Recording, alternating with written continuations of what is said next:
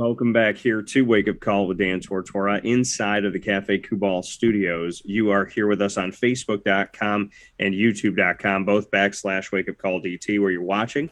You're watching on Facebook.com /Live Now DT as well. And you're listening on MixLR.com /Wake Up Call DT and on WakeUpCallDT.com. I am here once again with Levell Sanders. And every time I get to introduce you, Levell, I love the fact that I had that little note that said interim crossed out, and I love that note lived a true life. It was a very short-lived moment for the interim, and I'm happy for that. So the head coach of the Binghamton Bearcats men's basketball team, so happy for you, and so happy that this team is living on another day in the America East tournament. So welcome back to the show. Appreciate it. You said the interim tag was short-lived. It felt like forever for me. Well, what I mean is the time in which I crossed it out and said, here's a note I'm giving your AD, that was short-lived. I think it was like a week or two, but I know for you it probably felt way too long. But once again, congratulations on the fact that the future of Binghamton is in good hands. Appreciate it. Thank you. Yeah, absolutely, man. So let's jump into the season and just where you guys are alive in the America East tournament, an opportunity to play Vermont. Just what you can say about how Binghamton is playing this late in the season and what you think you're getting out of the guys at this point. Yeah, I think it's kind of cliche, right? Everybody say you want to be playing your best basketball at this time of the year. Going into the America East tournament, I think we lost 3 or 4 games in a row. And so I wouldn't say we were playing our best basketball, but we missed our leading scorer, for 3 of those games or 2.5 of those games. And also, we weren't losing those games by a lot, a big margin. Even playing Vermont, one of those games at home, it was a close game. I mean, we were down 11. I think we had 2 or 3 possessions to get it under 10, and we didn't execute. We didn't get a score, but we were able to defend them pretty well. And so, I didn't think we were playing bad basketball. It was just, we needed, to come up with some timely stops or some timely scores when we didn't. And so, I felt the guys remained confident. I thought we did a good job of keeping the guys confident because, when you lose a few games in a row, it's easy for a team to kind of nosedive and that, that becomes an even longer streak. And so I think the good thing also was that we played against New Hampshire, right before the conference tournament started. So we had a pretty good idea of what they were about. And again, it was a game that we lost by 4 points that we thought we should have won if we would have did some of the things that we were supposed to do. And so, we definitely excited about having an opportunity to play again against Vermont. It's funny, we said during the season that we would play them 3 times. And we didn't know if that was going to be we in the championship game, in a playoff. We just knew we would play them 3 times, and now this is the 3rd time. I thought the first time we played them, we were kind of overwhelmed. The second game, I thought we had a much better chance, and I think now we have a grips on what we need to do to be successful.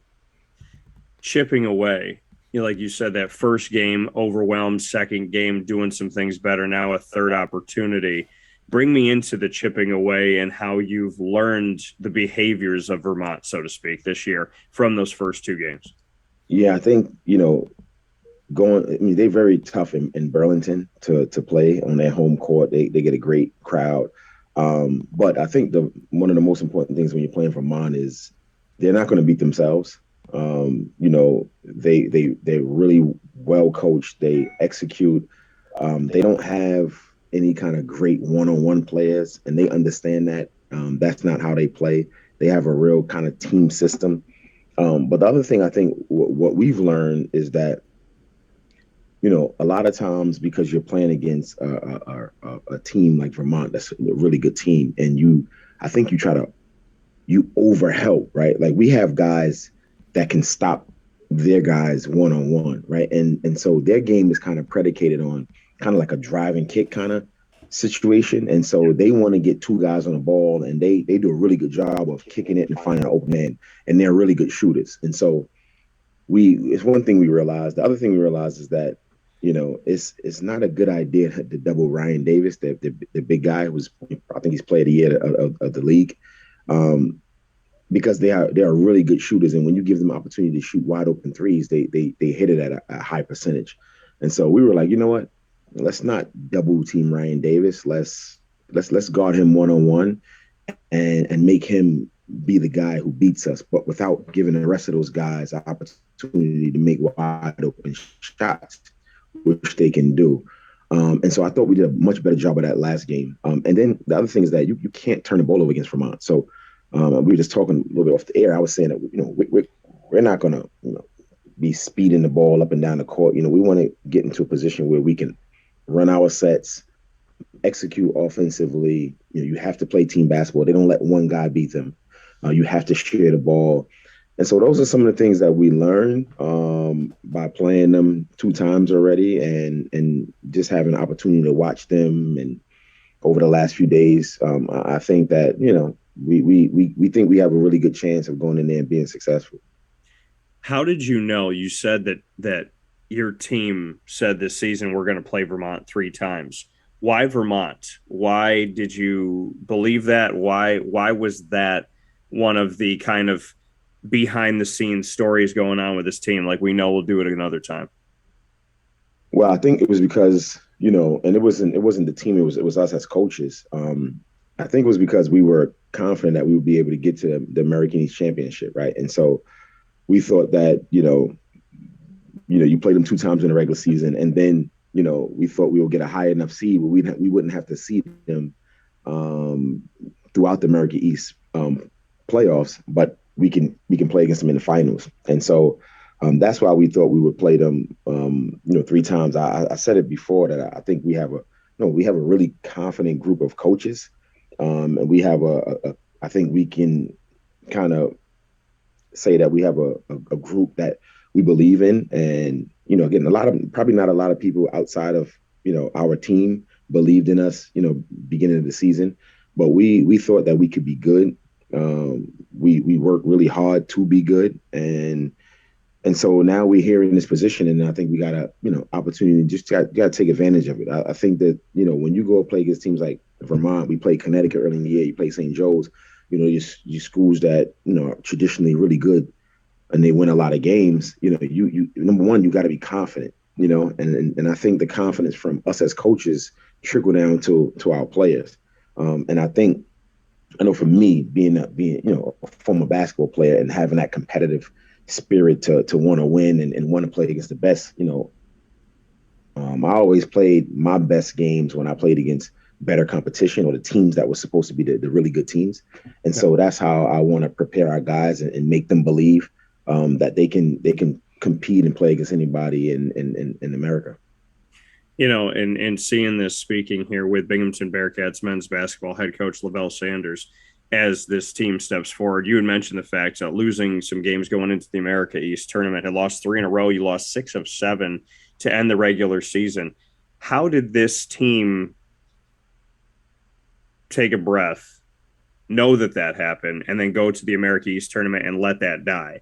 Because that's obviously something where you guys are right now with an opportunity to punch a ticket to the NCAA tournament for Division I men's basketball. You don't get there if you let the end of the regular season beat you again. So how did your staff and how did this team put that away and say, yeah, we lost 6 of 7. Like you said, some of those games, we played close in these games. We did things we needed to do, but we didn't finish, or we didn't do this and that. How do you let that die? And how did this team say, okay, you know what? We're not going into this tournament thinking we're one of the low seeds here. We're going to go into this America East tournament to win it. I think it's actually what you just said. I mean, we go over every game, right? We watch and we break down every game that we play. And again, when you can look at the game and see that, and again, taking nothing away from the teams that we're playing, but you kind of looking at the games and saying you're pretty much beating yourself because you don't do this or you don't do that. I think it's easy for the guys to remain confident, and we're not getting blown out by 20 and 30 where we have no chance in these games. These games are a few possessions. Like I don't know all of the 6 of the 7 games that we lost. But I could probably, other than Vermont, I don't think there was a game where we lost by more than 10 points. And so these are not games where we don't have an opportunity to win. Also, I think our league this year was so balanced in terms of like anybody could beat anybody. I think that's another reason that our guys were able to remain confident is because, they actually can see like, again, Vermont, UMBC, and I think uh, New Hampshire were the teams that we didn't beat this year. But again, other than Vermont, like all of our games against those other two teams were really close games. We lose to UMBC on a buzzer beater, buzzer beater, but they got we fouled them with I don't know 0.4 seconds on the clock, and they make two free throws. We just lost to New Hampshire by 4 points. So these games again weren't games that we had no opportunity to win, and so I thought that was one of the main things that was able to keep our guys confident, in that we can still be successful. We still got a lot of basketball left to play, and like I said, here we are. Hey, and you look at those games against the University of New Hampshire within losing 6 of the last 7 to end the season. 2 of them were against New Hampshire, 69-60, 66-62, and then you come back and beat them by 3. So you talk about, learning against Vermont and then being overwhelmed in the first game, getting better in the second game, and now you have an opportunity to take care of them. You did that with New Hampshire. So does that help your guys, the fact that you saw that, say, hey, we chipped away at New Hampshire, you just played them 2 games before, you got them against. There's that little UMBC, there was a UMBC game in between and New Hampshire before that, and then your game against them in the America East tournament. So you had to learn how to go up against them 3 times and you chipped away at them. Does that help you with Vermont to teach the guys and say, hey, we've already figured out how to evolve during the season against good competition? Yeah, I mean, experience is the best teacher. And again, as you said, we just went through it, right? We went through it with New Hampshire, and again, now here we are with Vermont. And so, again, a little bit different team, but kind of the same kind of principles. And I had said that I thought that it was good that we played Vermont kind of right before we played New Hampshire, because they're kind of the same team in terms of how physical they are. They both play a physical style of basketball, especially on the defensive end. Of course, Vermont is better offensively, and it really puts a lot of pressure on you defensively. But again, just going back and watching us against Vermont, after the first game, I thought the second game was a much better game from us, and it was home, and we had an opportunity to, as I said, get it to within 9 points. And then again, once you do that, now you got some momentum. But definitely, man, I think that we can look back at that New Hampshire series and say, okay, this is what we did. And now here we are in the same position, and let's attack it the same way. Knowing that Vermont's the top seed here in the America East tournament and the top 2 seeds are still alive, UMBC as well, does it help you as the 6th seed play loose that, that you guys believe that you can do this, but that the outside looking in average eye is going, oh, okay, Vermont's still in there, they're the number 1 seed? Does that help you kind of play more free to say, hey, you know what, we are the chip on the shoulder, we are the underdogs going into this game, not to us, but to maybe the outside looking in? Does that help your guys kind of relax a little bit more? Because there's 2 ways to look at this. There's walking into this saying, okay, there's Goliath, and then there's another way of walking into this saying, yeah, but if that's Goliath, we can beat David. Yeah. So I think that, I've been on both sides of it. And I think once you start playing, I don't know if you really think about that. I think going into it, we can talk to our guys about pressures on them. They're the highest seed, they should win. But I think, once you get into it, pressure's on everybody, right? Because you want to win and you want to advance. And so I think the most important thing is just to focus on what you need to do to be successful. Seeding doesn't matter right now, right? My wife and my daughter, my wife's from the Czech Republic, and how they in the Czech Republic, you whatever you finish the regular season, doesn't really matter because once you get into the playoffs, that determines your final seed, right? So my wife was asking me the other day, she was like, okay, so you guys won. Now are you gonna finish in like fourth place or second place or third place? And I'm like, no, right now is only the team that finished first is important, right? And so it doesn't really matter, and over in Europe, we play for bronze medal, we play bronze medal games and things like that. So, right now is just important, not to worry about whatever seed you are.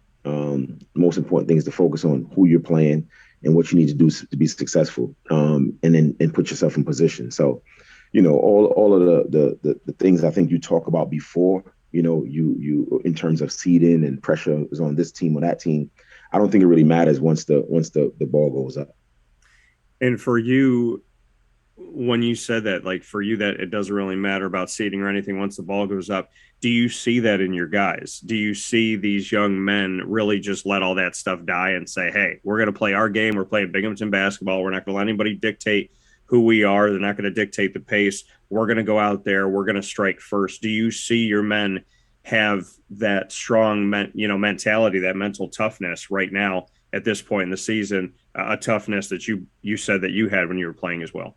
Yeah, I thought we had that in New Hampshire. Like we've been starting slow. Our last few games we've been having some slow starts, but I mean we came out in New Hampshire and we were right on track. I mean we scored our first few possessions. We got a couple stops. And so I think that they do have that. And again, we're not worrying about seeding. We came out and we didn't ever talk about New Hampshire was the 3 seed. We were the 6 seed. We were just saying, we're going to play New Hampshire. We need to do this to be successful. Right? We're not talking about seeding because it doesn't really matter. And so I think our guys do have that. Again, I'm starting to see that right now, which is, I told them after the game, I thought it was the most I had heard them communicate and talk to each other all season. Like when I was coming to the huddles, normally the huddles are quiet. You might have one or two guys talking, but when I was walking to the huddle, everybody was talking and they were saying we got to do this, we got to do that. I mean, halftime when we walked in, it was the same thing. So I think we're starting to find some of that stuff right now that we need, some of that toughness and that grit that you need in at this time of year. Why is this team evolving right now? I just think that, because right now, and I said this, when you start the season, there's many different goals for teams.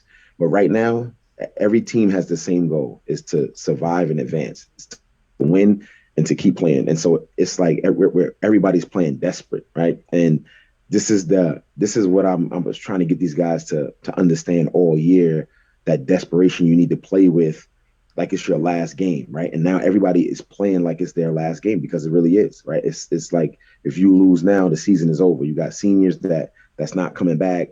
And so I just think that because of the time of year it is, it just puts everybody in that desperation mode. And I think for us, it's something that we can learn from and kind of bottle it up and take that into next season, because that's how we have to play, not just towards the end of the season. We have a star drill that we do, and it's like a passing drill. It's kind of a warm-up drill that we do. And, it's always when we get down to like that last minute, it's like everybody's going really fast, like because they're trying to get the highest score, and I'm, again, I always try to explain these guys, like, take that same, it's a 4-minute drill. So start the 4 minutes that way, and you will break a record. You will put a number on the scoreboard that you can't even imagine, right? But it's like we wait to that last minute, and now we want to go fast, and everybody's really pumped up. But again, I think it's it's kind of the same thing right now. Again, because it's your last game. If you lose,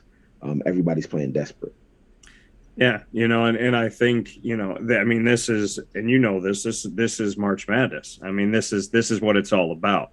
It's about the fact. I mean, and I think it's a beautiful thing with having so many conferences in Division I that there's an opportunity that if you win your conference tournament, you're in, regardless of your record. It's a new season. Just what does that mean to you as a former player and as a head coach? That we have the automatic bid. It doesn't matter what seed you're in. If you win the America East, you're automatically going into the NCAA tournament. Just what that means to you.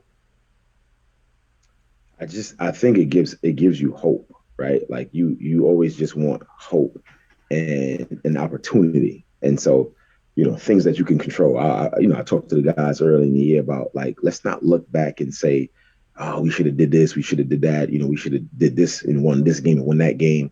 Like, let's not do that. We have an opportunity right now to control all of the control, everything we can is in our hands, right? Like, it's still up to us. We got to go win this game against Vermont, and then we have to win another game. And so when you have hope like that, again, I just think that it puts you in a situation where you want to give everything you have for that opportunity. We always talk about opportunity, and pretty much every game for us was an opportunity to show the league, show people, our fans, like kind of what kind of team we wanted to be, and what kind of team we were kind of gearing up to be.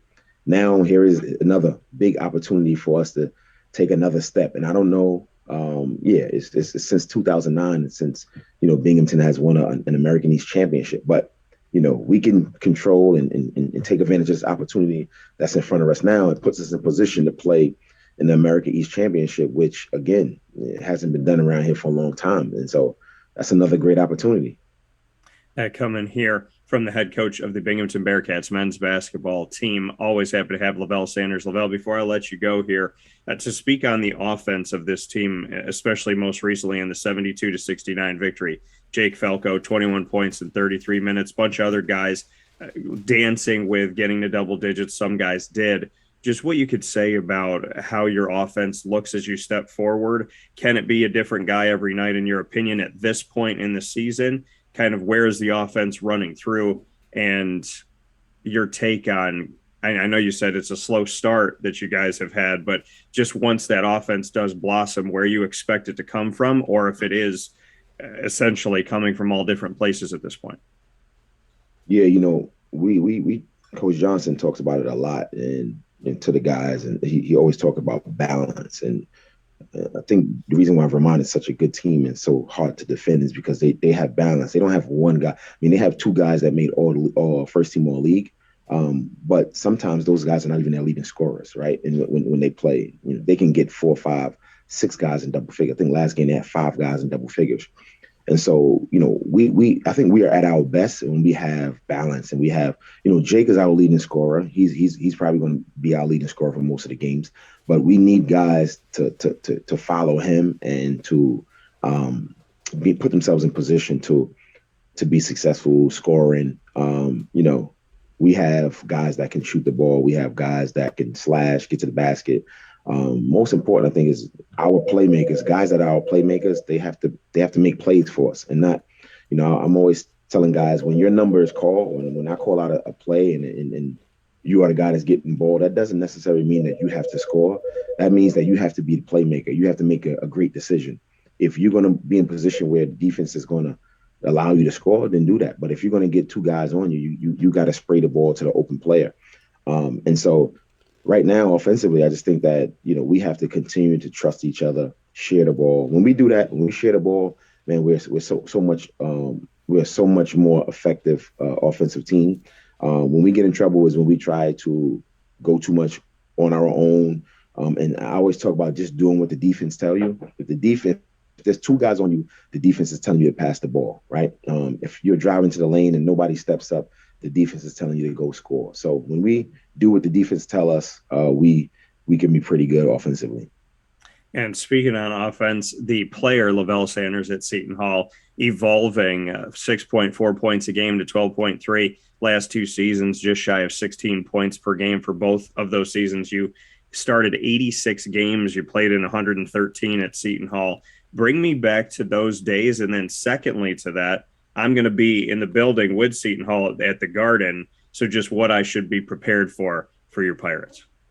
Yeah, I was just a guy that came in as a freshman, and I remember my first practice. I had a really good practice, and Coach Blaney pulled me to the side after practice and was like, "Listen, I want you to play that way. I don't want you to come in here and play like a freshman. Come in here and play like you're a basketball player." And so that gave me a lot of confidence. Coming from Brooklyn, New York, and playing against all the guys that I played in high school, I was a confident player. And then I just worked my butt off. I was a point guard in high school, and coming to college, I thought I kind of was being recruited as a combo guard. And so we had two really good point guards while I was at Seton Hall. We had Danny Hurley as a point guard my first 2 years, and then we had Shaheen Holloway as a point guard my last 2 years. And so, I didn't never play point guard in college. And so I had to kind of reinvent my game. I started to be a guy that came off screens and shot a lot of threes, didn't dribble the ball as much. And so that was just all of the hard work that I put in kind of reinventing my game, which I heard a quote or read a quote by Billy Donovan, and it said, "What got you to college might not keep you or might not put you in the best position to be successful." So it's kind of like, you have to evolve your game. And that's one of the things that I did as a player at Seton Hall. And, I get a chance to watch Seton Hall from time to time, never get a chance to watch a whole game. But from what I see, man, they are a hard-nosed defensive team. Again, kind of a team that is a real balanced team. It's not just one guy. Again, they got a first-team all-league guy in Roden, but, they're a balanced team. They play hard as hell. And, they're a confident group right now, and I think they have a really good chance to come out of there and be successful in that Big East tournament. And there's an irony as well that you're both going to be playing on Wednesday, March 9th, and they are also a 6 seed. So, seeding doesn't matter. It's just about getting into the tournament. Final note here, Levell, just what you want to say to the people of Binghamton for supporting you, being there for you, and for those that are going to try and, brave the elements and travel down there, and those that are going to be watching. Yeah, just thanks for all the support. I just think that, this year, I'm pretty sure people didn't kind of know what to expect. People really didn't know me as a head coach, didn't really know guys on our staff. And I just think that, from game to game, we just kind of seen the momentum building in our building. We get so many people reaching out to us by email, social media, just telling us how proud they are as alumni.